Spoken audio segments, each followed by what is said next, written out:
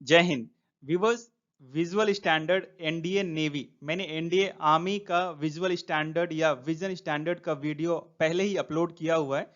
और ये video naval academy के जो लेटेस्ट नोटिफिकेशन है एनडीए का 2021 का, उसके अकॉर्डिंग मैंने ये विजुअल स्टैंडर्ड को बहुत ही अच्छे तरीके से, जो भी पॉइंट था विजन से रिलेटेड, उसको मैंने एक्सप्लेन किया हुआ है।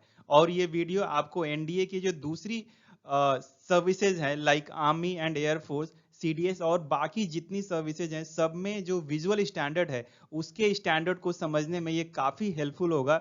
सारी टेक्निकल चीजों को मैंने एक्सप्लेन किया हुआ है। ये एक मेडिकल डिस्क्लेमर मेरे बारे में। वीडियो का उद्देश्य, जो लोग चश्मा यूज करते हैं उनके मन में कहीं ना कहीं कंफ्यूजन रहता है कि डिफेंस में किस तरह का स्टैंडर्ड एप्लीकेबल है। तो उसी को लेके मैंने जो 30 दिसंबर 20 का एनडीए एंड नेवल एकेडमी का जो नोटिफिकेशन था, उससे रिलेटेड जो पैमाना है, जो स्टैंडर्ड है, उसको लेके मैंने ये वीडियो बनाया हुआ है। टॉपिक्स विवर्स, जैसे जैसे नोटिफिकेशन में चीजें मेंशन है, उन सारी चीजों को मैंने उसी सीरियल में एक्सप्लेन किया हुआ है। General main point, visual activity, uncorrected vision, corrected vision, myopia and it's limit, hypermetropia, astigmatism, binocular vision, colour perception, LASIK equivalent surgery and night blindness. ये यूपीएससी का जो नोटिफिकेशन है 30 दिसंबर 20, तो उसके पेज नंबर 43 में ये सारी चीजें मेंशन है, उसी को मैंने एक्सप्लेन किया हुआ है। एंड इससे लेटेस्ट नोटिफिकेशन नहीं है। वैसे प्रीवियस नोटिफिकेशंस में भी मैक्सिमम चीजें सेम रहती है। मैंने जस्ट रेफरेंस के लिए जो लेटेस्ट है उसको लिया हुआ है। विवर्स, ये पेज नंबर 42 से NDA navy and naval academy की जो इंफॉर्मेशन है विजन से रिलेटेड, वो शुरू हो जाती है। तो इसके पैरा 6C में ये पहला लाइन है इनका विजन से रिलेटेड, कि विजन जो है वो उनका जो स्टैंडर्ड है उसके अंदर में रहे, आंखें जो है ब्राइट रहे, क्लियर रहे, और किसी तरह का जो तिरछापन है, असामान्यता न रहे। वो देखने से ही पता लग जाता है कि इस आंख में प्रॉब्लम है, तो इस तरह की चीजें ना हो। बाकी डिटेल तो इन्फॉर्मेशन देंगे आगे। देन आईबॉल, आईबॉल जो आप समझ रहे हैं, आईबॉल की जो मूवमेंट है वो सभी डायरेक्शन में बिल्कुल अच्छी तरह से हो, बिना किसी रुकावट के। अब स्क्विंट आई, जो कि एक वर्ड यूज हुआ है, स्क्विंट आई का मतलब है तिरछी आंख, या जो आंख कम खुलती है। ये एक छोटा सा फिगर आपके लिए। इसका मीनिंग ये भी है कि आंखें जो है वो एक ही दिशा में नहीं देखती हैं। मान लीजिए देखना है इधर, तो दोनों आंखें देखनी चाहिए, लेकिन क्या होता है, देखने से ही लग रहा है कि ये एक इधर ऐसे जा रहा है और ये ऐसे जा रहा है। So this is called squint eye. एक एग्जाम्पल है ये स्क्विंट आई का। और भी वैरायटी है स्क्विंट आई की। तो आई का जो पैरा 8A से फिर अब आगे की बात शुरू हो जाती है, कि आंखों या पलकों की विकृति, प्रॉब्लम या रोग वाली स्थिति जो कि बढ़ सकता है, या समस्या दोबारा हो सकती है। तो ये सब जो प्रॉब्लम है वो आंखों में नहीं होनी चाहिए। जो डिफॉर्मिटी है या मॉर्बिड कंडीशन, बुरी स्थिति, रोग वाली स्थिति नहीं होनी चाहिए, या तो आंखों में या आंखों की जो लीड है, आईलिड जिसको बोलते हैं, उसमें, जिससे कि प्रॉब्लम या तो बढ़ जाए या दोबारा प्रॉब्लम आ जाए। तो ऐसे किसी भी तरह का डिफॉर्मिटी है या कंडीशन है, मॉर्बिड कंडीशन, तो वो सब स्थिति नहीं होनी चाहिए। Then manifest squint of any degree, किसी तरह का तिरछापन, बार बार स्क्विंट की बात आ रही है, किसी तरह का तिरछापन ना हो, किसी तरह का अधखुलापन ना हो, इस तरह की भाई थोड़ी सी भी है तो वो सही नहीं है। देन एक्टिव ट्रैकोमा और इट्स कॉम्प्लिकेशन और सिक्वल। तो ये क्या होता है trachoma? Basically trachoma is a bacterial infection that affects your eyes. तो ये आंखों को प्रभावित करती है बैक्टीरियल इन्फेक्शन। और इसके सिम्टम क्या हो सकते हैं? इचिंग, इरिटेशन, आंखों से पस आ रहा है, स्वेलिंग हो गई है, या एक वर्ड है लाइट सेंसिटिविटी, जिसको आप फोटोफोबिया बोलते हैं, जिसमें लाइट से आंखें थोड़ी सी डिस्टर्ब हो जाती हैं, आंखों में रेडनेस। तो इस तरह का जो इशू है तो उसको बोलते हैं ट्रैकोमा। तो ये एक्टिव ट्रैकोमा, कोई प्रॉब्लम नहीं होनी चाहिए, या इससे जुड़े हुए कोई चीजें।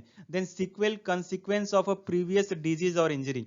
कई बार क्या होता है, कुछ प्रीवियस डिजीज हो गया या इंजरी हो गई, जिसकी वजह से भी कुछ इशू हो जाता है। तो ये सब चीजों से आंखों में, इस तरह का कोई भी चीज आंखों में नहीं होना चाहिए। Then visual activity below prescribed standard, उनका ये कहना है कि यदि जो प्रिस्क्राइब्ड स्टैंडर्ड है उससे नीचे जो है वो आपकी आंख नहीं होनी चाहिए। जैसा स्टैंडर्ड उन्होंने दिया हुआ है उसी क्राइटेरिया के अंदर में रहे तो आप विजुअली फिट हैं। तो अब बात करते हैं टेक्निकल चीजों की। ये आपके पेज नंबर 43 में ये क्राइटेरिया एंड ये एनडीए नेशनल डिफेंस एकेडमी का जो नेवी का जो ब्रांच है and naval academy, Indian naval academy जो है एजीमला, उसके लिए ये नेवी, बेसिकली नेवी के लिए पूरी इंफॉर्मेशन है। एनडीए आर्मी एंड एयरफोर्स के लिए अलग क्राइटेरिया है। तो बात करते हैं एक एक चीजों की। ये आपको जरूरत होगा इसको, इस चार्ट को जिसने भी आईसाइट चेक कराया इसको बोलते हैं स्नेलन चार्ट। स्नेलन एक डच ऑप्थेल्मोलॉजिस्ट थे, नेत्र रोग विशेषज्ञ, उन्हीं के नाम पे ये चार्ट बना हुआ है जो कि आईसाइट को चेक करने के लिए यूज होता है। तो पहला पॉइंट देखते हैं, अनकरेक्टेड विजन 6/6 6/9। क्या मीनिंग है इसका? अनकरेक्टेड का मतलब है जिसमें कुछ करेक्शन नहीं है।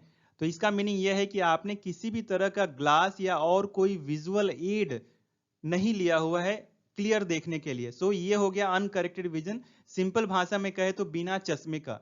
तो बिना चश्मे का जो मैक्सिमम हो सकता है वो 6/9 हो सकता है, और सबसे अच्छी आंख 6/6 तो चल ही सकती है।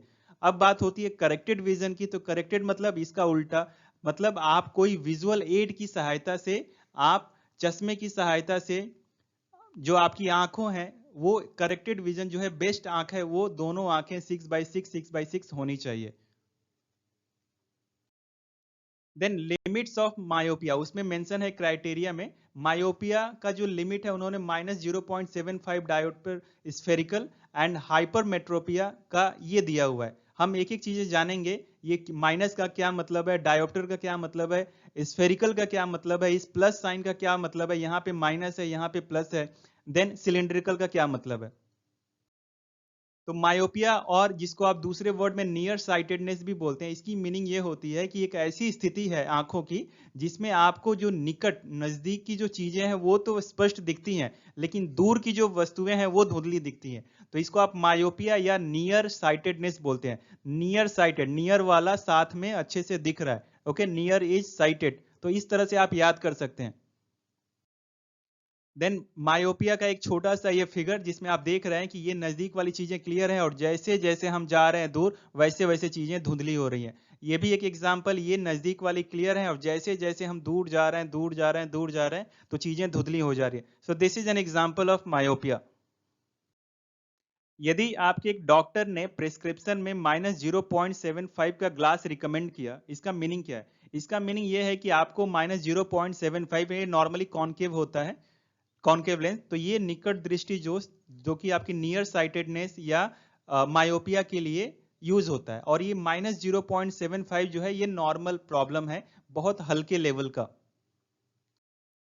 यदि आपका प्रिस्क्रिप्शन जो है -5 है तो ये थोड़ी सी ज्यादा प्रॉब्लम है। प्रॉब्लम वही है, माइनस है मतलब दूर वाली चीजें आपको धुंधली दिख रही हैं, चश्मा बेसिकली थोड़ा मोटा हो जाता है सिंपल में कहें तो, एंड -5 जो है वो -0.75 से ज्यादा खराब है, मतलब ये ज्यादा प्रॉब्लम है।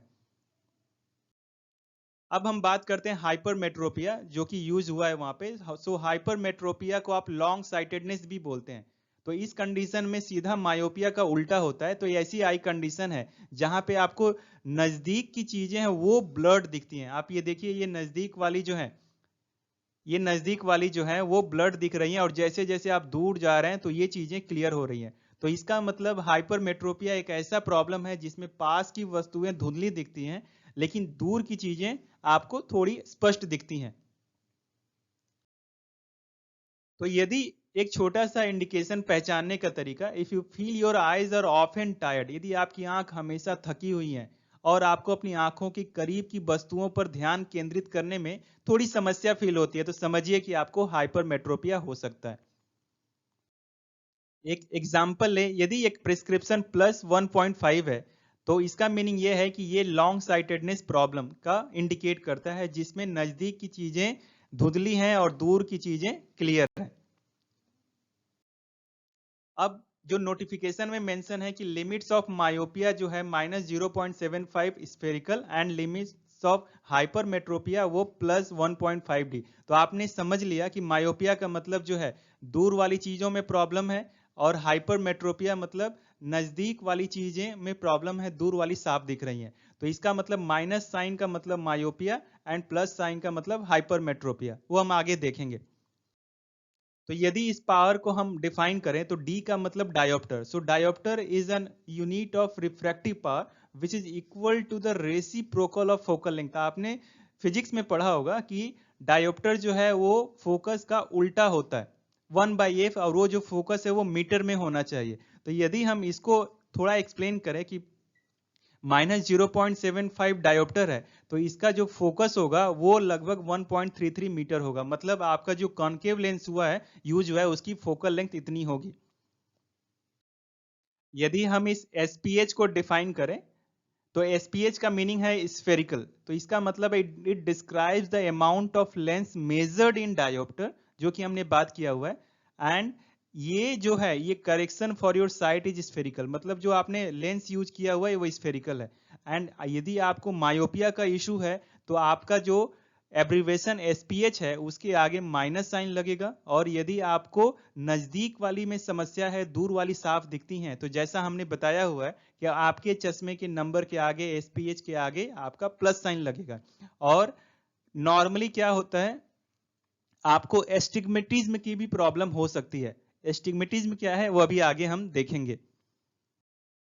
तो astigmatism a condition in which your I is not completely round. Simple भाषा में कहें तो आंखें पूरी तरह से गोल नहीं है।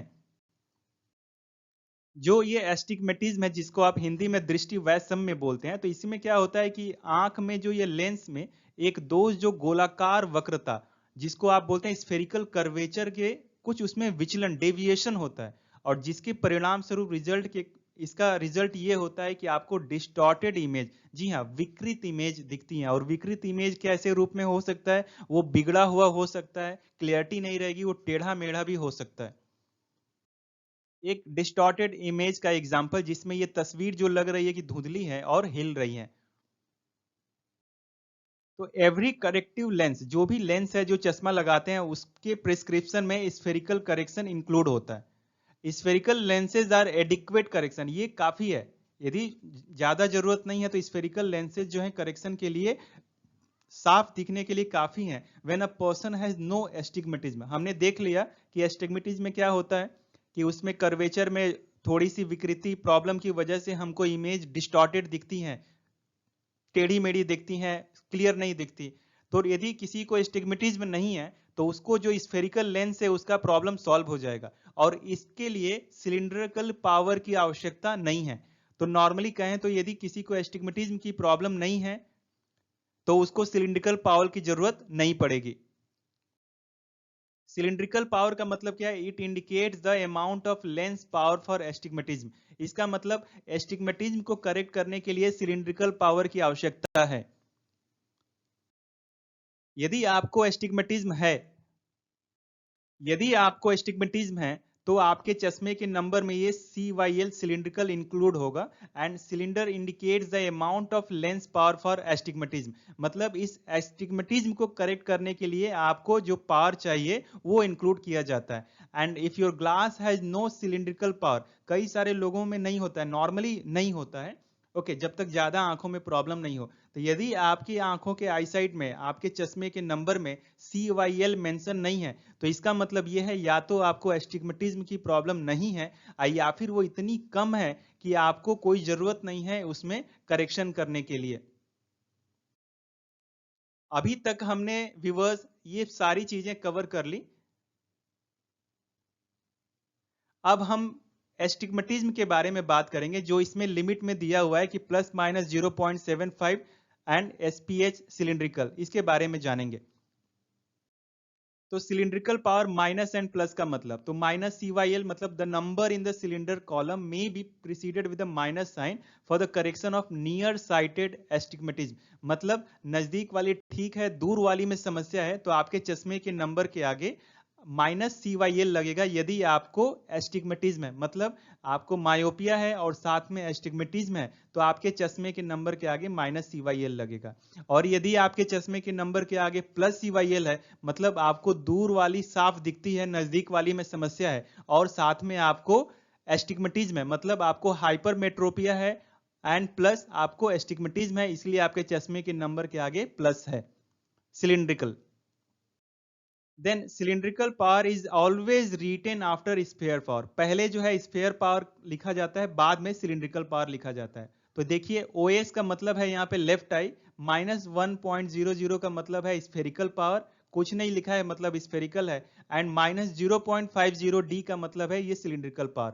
तो यदि ये किसी को स्टिग्मेटिज्म है तो ये मेंशन रहेगा, नहीं है एस्टिग्मेटिज्म तो केवल ये स्फेरिकल पावर रहेगा जिसमें SPH नहीं भी लिखा जा सकता है। और OS का मतलब है लेफ्ट आई, ये क्लिनिकल टर्म है। Then difference between SPH and cylindrical, वो आप समझ गए होंगे कि spherical power is for myopia and hypermetropia and cylindrical power is for astigmatism.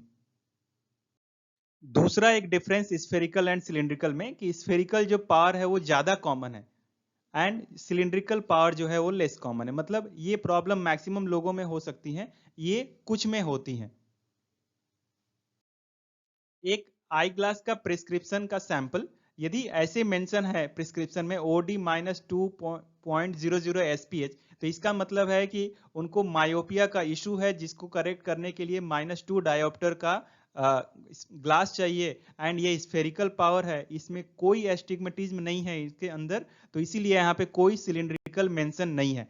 And OD का मतलब है राइट आई, इसी वजह से चूंकि जब एस्टिग्मेटिज्म नहीं है तो यहाँ पे कोई सिलिंड्रिकल पावर या एक्सिस को नोट नहीं किया गया है। देन दूसरा ग्लास यदि हम लिखें OS -1.00 -0.50 D, तो आप समझ गए OS का मतलब लेफ्ट आई एंड D का मतलब ये जो पहला वाला जो पार है वो तो हो गया स्फेरिकल पार, एंड 0.50 D का मतलब है ये सिलिंड्रिकल पार है जो कि एस्टिग्मेटिज्म को करेक्ट करने के लिए, सुधारने के लिए डॉक्टर ने रिकमेंड किया हुआ है। अभी तक व्यूवर्स हमने ये पूरी चीजें कवर कर ली। अब हम आते हैं binocular vision and colour perception पे। अगला क्राइटेरिया है बाइनोकुलर विजन, तो इसका जो स्टैंडर्ड है वो 3 चाहिए। तो बाइनोकुलर विजन जैसा कि आप सिंपल है, बाइनोकुलर दोनों विजन रहे तो इसका मतलब ही is able to look at the same object at the same time with both eyes. यदि एक ही ऑब्जेक्ट को दोनों आंखों से एक ही समय देख सके तो उसको बोलते हैं बाइनोकुलर विजन। और नॉर्मल बात है मैक्सिमम लोगों का ये बाइनोकुलर विजन ही होता है। प्रॉब्लम कहां पे होती है वो भी हम देखेंगे। So both eyes are aligned on the same visual target and the images from each eye are merge in the brain to form a single 3 dimensional image और अ बाइनोकुलर विजन। तो सिंपल बात है कि दोनों जो आंखें हैं एक ही टारगेट पे अच्छे से देखें और देख के उसका जो इमेज है ब्रेन पे वो मर्ज होके एक 3 डायमेंशनल या बाइनोकुलर विजन बने, तब हम उसको बोलेंगे कि बाइनोकुलर विजन है। मतलब कहने की मतलब ये है सिंपल में कि यदि हम एक कोई ऑब्जेक्ट देख रहे हैं तो दोनों आंखें देख के ब्रेन पे एक ही तरह का इमेज बने और माइंड उसको समझ ले तो हम बोलेंगे कि बाइनोकुलर विजन है। और क्या है बाइनोकुलर विजन, आंखें जो है वो हेल्दी रहें, कोऑर्डिनेशन बिटवीन टू आई जो कि हमने बात किया अभी कि दोनों समय दोनों आंखों से एक ही चीजों को अच्छी तरह से एक ही समय देख सकें। Then ability of brain to coordinate different images, जो कि हमने कहा कि यदि अलग अलग इमेज देख रहे हैं तो ब्रेन को उसमें डिफरेंस करके समझने की क्षमता होनी चाहिए। यदि ये सारी चीजें हैं तो वो उसको बोलेंगे बाइनोकुलर विजन, जो कि हम में से मैक्सिमम का होता है। तो इसमें जो बाइनोकुलर विजन का जो क्राइटेरिया है उसमें एक्सपेक्टेशन 3 है। बाइनोकुलर विजन एक कैंडिडेट का 3 होना चाहिए एनडीए नेवी के लिए, नेवल एकेडमी के लिए। तो ये जो बाइनोकुलर विजन 3 है, it is the highest grade of binocular vision. Viewers हमने बाइनोकुलर विजन समझ लिया, अब हम कलर परसेप्शन समझेंगे। कलर परसेप्शन का जो रिक्वायरमेंट है वो NDA navy and naval academy के लिए वो 1 है। कलर परसेप्शन की मीनिंग है परसेप्शन का मतलब समझना, and colour perception is the ability to recognise different colours by the eye. मतलब आंखें जो डिफरेंट कलर को आराम से पहचान ले। तो कलर परसेप्शन जो अलाउड है NDA navy and naval academy के लिए, दैट इज CP1। CP1 का मतलब है correct answers to the series of colours with smallest aperture of Martin lantern test at 6 metre, and it is design to be used at 6 metre accomplished by viewing in a mirror at 3 meters in a darkened room। सो Martin lantern test में क्या होता है, लार्टेन simple, एक अंधेरे कमरे में आप होंगे 3 मीटर डिस्टेंस पे, जिसमें ये लाइटें होंगी और इसका इमेज जो है एक मिरर में 3 मीटर पे बनेगा। तो मतलब 3 + 3 जो है वो टोटल होके 6 मीटर हो गया।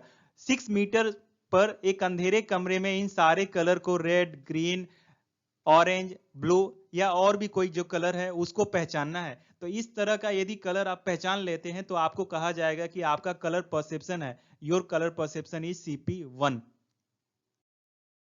ये जस्ट नॉर्मल इंफॉर्मेशन के लिए कि CP2 का मीनिंग क्या है। तो CP2 का मीनिंग है कि एक इशिहारा प्लेट होती है, इसको बोलते हैं इशिहारा प्लेट। तो इसके 15 प्लेटों में से आप यदि 13 को पहचान लेते हैं तो आपको कहा जाता है कि आपकी जो कलर परसेप्शन है दैट इज CP2।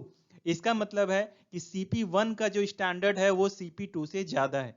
और ये भी मैं आपको बता दूं कि एनडीए के लिए, NDA navy and naval academy के लिए जो CP1 है वो हाईएस्ट है। एंड एयरफोर्स में भी जो पायलट हैं उनके लिए भी वो CP1 चाहिए होता है। In fact pilot rely on colour lamp signal by marshal. तो पायलट तो कलर लैम्प को ही, जो मार्शल जो सिग्नल करते हैं उसी से कई सारी ऑर्डर लेते हैं, कई सारे इंडिकेशन लेते हैं। तो बहुत इंपॉर्टेंट है ये कलर परसेप्शन। अब अगला जो पार्ट है उसमें पेज नंबर 43 में पैरा 2 में मेंशन है केराटो रिफ्रैक्टिव सर्जरी। सो इसका मीनिंग क्या है कि candidates who have undergone any refractive surgery, यदि किसी ने ऑपरेशन करा लिया, PRK, लेसिक, स्माइल, सो वो फिट माने जाएंगे सारी ब्रांचेज के लिए except submarine, diving and marco, मतलब पनडुब्बी, गोताखोरी एंड कमांडो बनने के लिए।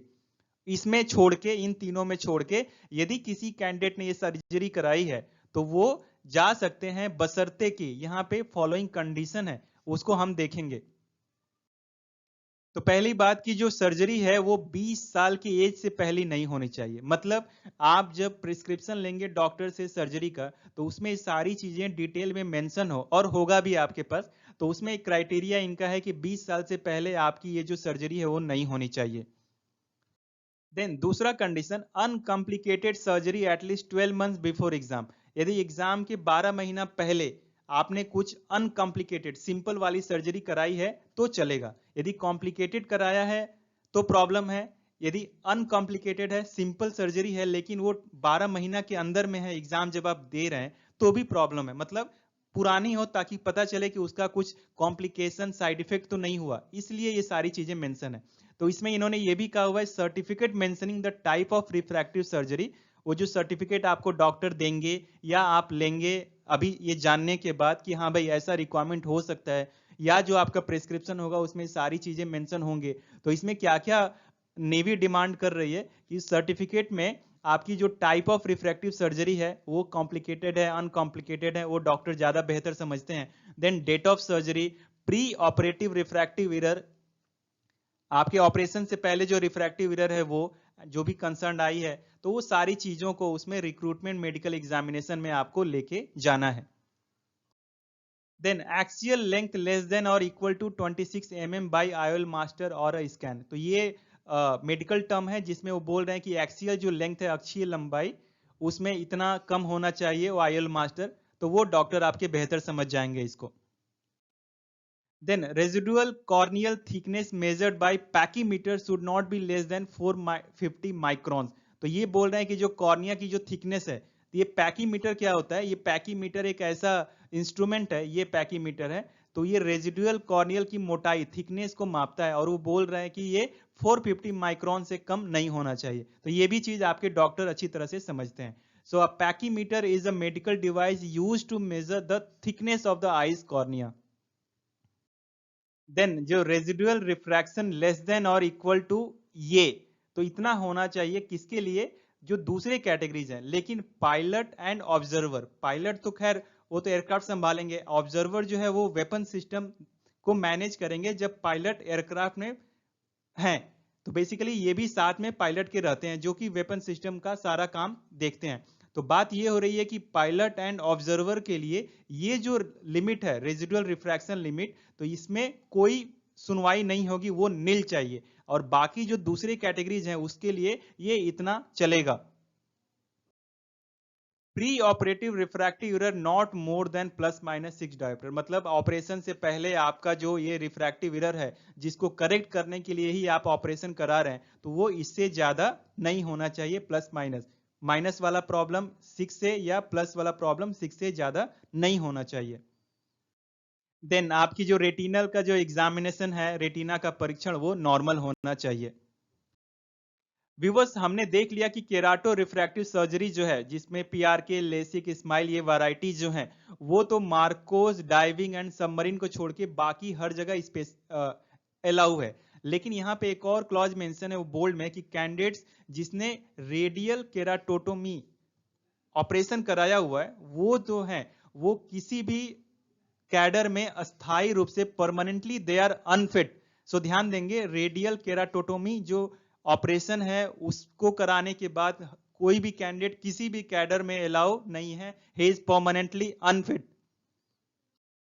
यदि मन में आ रहा होगा कि क्यों ये रेडियल केराटोटोमी अलाउ नहीं है, तो एक्चुअली ये 1970s में डेवलप हुआ था इस रिफ्रैक्टिव सर्जरी के लिए, और अभी ये ऑब्सोलीट हो गया जब से ये लेसिक एंड फोटो रिफ्रैक्टिव केराटेक्टोमी, ये सारी चीजें जिसको आप शॉर्ट में पीआरके बोलते हैं, तो ये जब चीजें आई हुई हैं, लेसिक, स्माइल, पीआरके, तो उसके बाद ये जो आरके है वो ऑब्सोलीट हो गया है। तो जो कैंडिडेट इस ऑपरेशन को कराए हुए हैं, सर्जरी कराए हुए हैं, तो वो परमानेंटली अनफिट है। तो फाइनली यदि हम केराटो रिफ्रैक्टिव सर्जरी के बारे में बात करें, तो क्या क्या चीजें हमने देखा कि get mentioned all points of para 2 of page 43 in your prescription of surgery. यदि किसी ने ऑपरेशन कराया हुआ है या कराने वाले हैं, तो ये जो पेज 43 के पैरा 2 में जितनी इंस्ट्रक्शन उन्होंने मांगा है, तो उसको कोशिश करें कि अपने प्रिस्क्रिप्शन में मेंशन करा लें। देन और क्या देखा हमने, केराटो रिफ्रैक्टिव सर्जरी जो है, it is not acceptable in submarine, diving and Marco. And third point is radial keratotomy. Guy is permanently unfit. The guy who has gone through this surgery, he is permanently unfit, and it is all mentioned on page number 44. Then अगली बात करते हैं night blindness के लिए। वैसे NDA, navy and naval academy के जो visual standard है उसमें ये चीजें मेंशन नहीं है। ये मेंशन है NDA air force flying and ground duty branches के लिए। तो यहाँ पे जो उन्होंने सर्टिफिकेट दिया हुआ है, सो सर्टिफिकेट रिगार्डिंग नाइट ब्लाइंडनेस, तो उसमें ये ऐसा आपका नाम, chest, batch number, chest number, सारी चीजें हैं, और वो पेज नंबर 70 में मेंशन है, जिसमें आपको बताना है कि मुझे किसी तरह का या मेरे फैमिली मेंबर्स में किसी तरह का नाइट ब्लाइंडनेस की प्रॉब्लम नहीं है। तो व्यूअर्स, मुझे उम्मीद है NDA, navy and naval academy के आईसाइट से रिलेटेड, विजुअल स्टैंडर्ड से रिलेटेड ये वीडियो आपको बहुत पसंद आया होगा। यदि अभी भी आपने मेरे चैनल को सब्सक्राइब नहीं किया है तो सब्सक्राइब कर लीजिए, और यदि सब्सक्राइब कर लिया है तो लाइक, शेयर एंड कमेंट करके मुझे आप और एनर्जी दीजिए, ताकि ऐसे ही बेहतरीन वीडियोज मैं आपकी तैयारी के लिए बना सकूं। Thank you so much for watching. Best wishes, get selected. जय हिंद।